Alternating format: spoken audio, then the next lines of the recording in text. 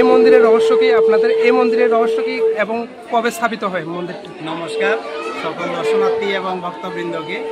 আমরা ত্রিপুরেশ্বর মন্দির স্থাপিত হয়েছে 2008 সালে।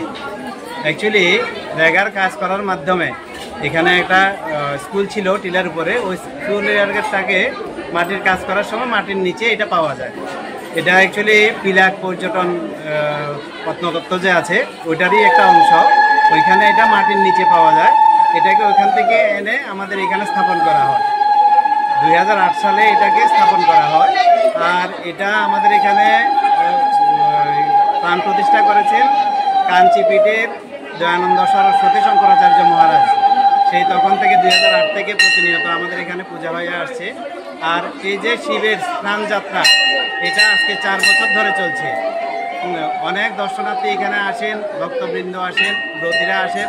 হ্যাঁ, এবারও আমাদের কমপক্ষে 500-র উপরে হবে ব্রতী আসছেন। প্রত্যেক সোমবার, শ্রাবণ মাসে প্রতিটা সোমবার আমরা এখানে শিবের স্নান অনুষ্ঠানটা পালন করে থাকি।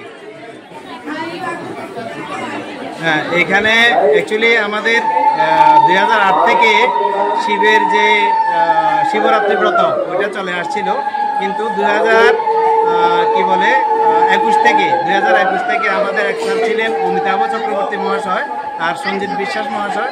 এই দুইজনের উদ্যোগে আমরা মন্দির কমিটির সবাই মিলে আমাদের এই শিবযাত্রার শিব স্নান অনুষ্ঠানটা শুরু করি। এটা শুরু হয় 2021 সাল থেকে। সবাইকে নমস্কার, ধন্যবাদ। আসবেন সবাই আমাদের মন্দিরে।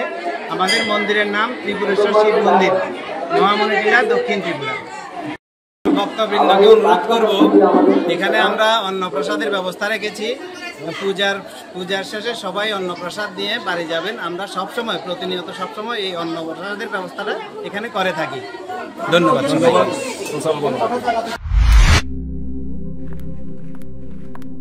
রিয়া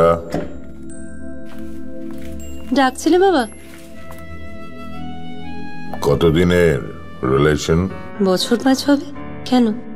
একবার জানালি না?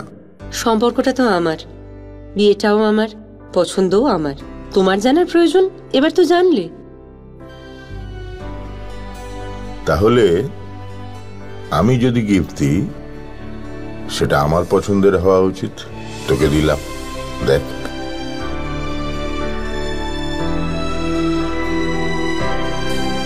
বাবা, 7 দিন ধরে অরিজিতের প্রোফাইল অবজার্ভ করছি। Good choice. তোমারও। রাধাকৃষ্ণ জুয়েলারি, ভালো লাগায় ভালোবাসায়।